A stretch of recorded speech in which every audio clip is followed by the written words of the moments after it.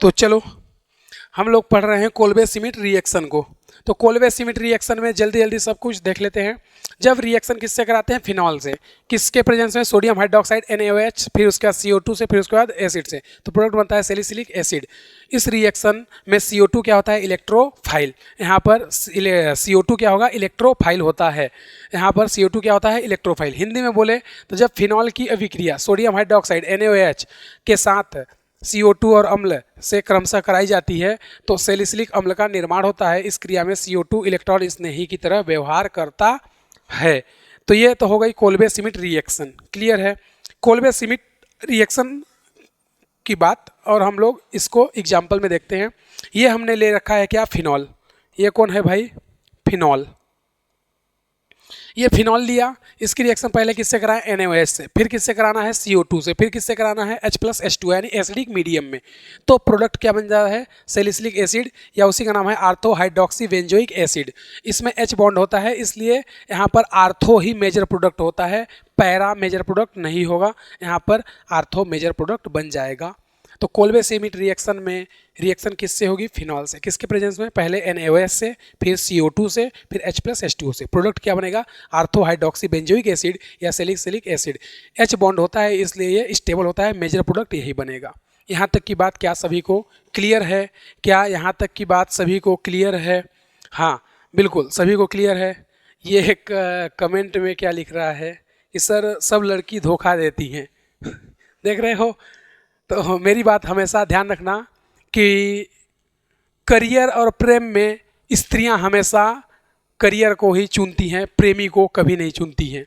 अगर उनका career set है तो ही प्रेमी को प्रायोरिटी देंगी, प्रेमी को चुनेंगी। अगर करियर सेट नहीं है तो प्रेमी को कभी भी नहीं चुनती हैं। ये मेरा बात ध्यान रखना।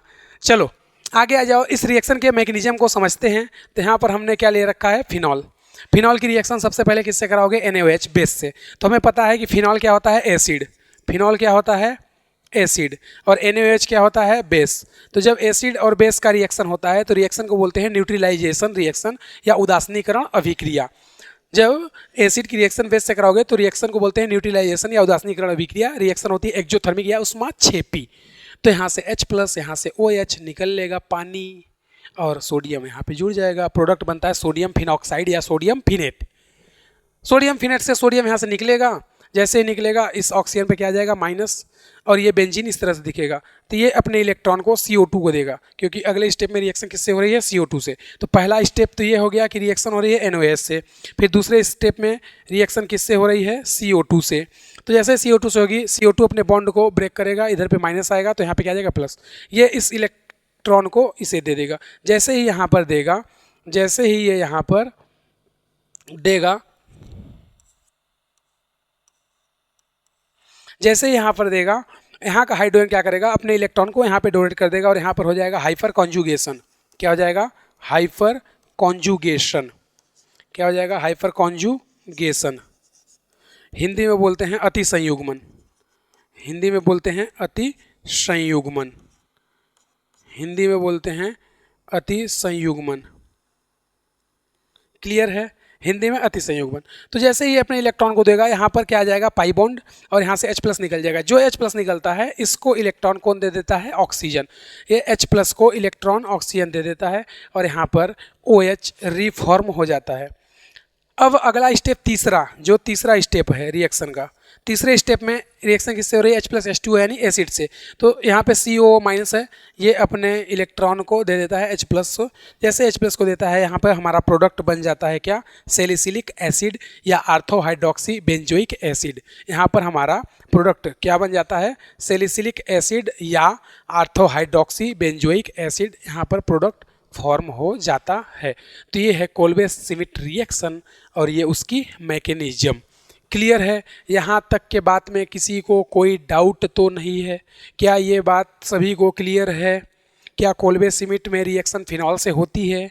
क्या रिएक्शन पहले NaOH से, फिर CO2 से, फिर H+H2O से होता है? यहाँ पर CO2 इलेक्ट्रोफाइल के जैसा बिहेव करेगा। क्लियर है? क्या ये बात सभी को क्लियर है? चलो, तो यहाँ तक की बात क्लियर। ये कोल्बे-श्मिट रिएक्शन बहुत ही इंपॉर्टेंट रिएक्शन है, इसमें से कुछ भी तुमसे पूछा जा सकता है। वैसे बोर्ड के बिहाफ पर देखो तो Kolbe Schmitt reaction with example mechanism बहुत रेयर, और अगर नीट जेई एम्स नर्सिंग इन सभी की बात करें तो कुछ भी पूछ सकता है, तो हमें उसके लिए प्रिपेयर रहना है।